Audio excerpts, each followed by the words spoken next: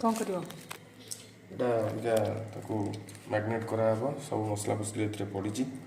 ତାକୁ ଅବିକା ଏଇଟା ଏଠି ଦେଖାଅ, ଏଠି କୋବିଟା ସିଝା ହେଇଛି, ସିଝି ବି ଯାଇଛି, ପୁରା ସିଝିଗଲାଣି। ତାକୁ ଅବିକା ଛଣା ହେବ। ଅଧା ସିଝା ହେବା କଥା। ଏଇଟା ଢାଙ୍କୁଣିଟା ଖୋଲିଦେବା କଥା, ମୁଁ ନଥିଲି ନା।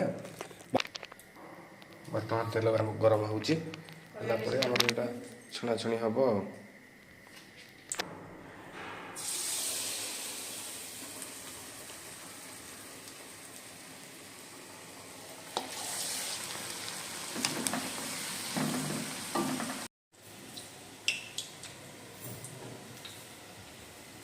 ବର୍ତ୍ତମାନ ପିଆଜ,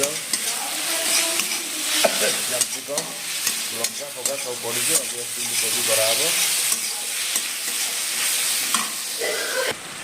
ଚିଲି ପାଇଁ ଆମର ମସଲା ପୁରା ରେଡ଼ି ହେଇଗଲାଣି। ଖାଲି ସସ୍ ପଡ଼ିବ, ଆକୁ ପଡ଼ିବ, ପଡ଼ିକି ତାକୁ ରେଡ଼ି କରାହେବ।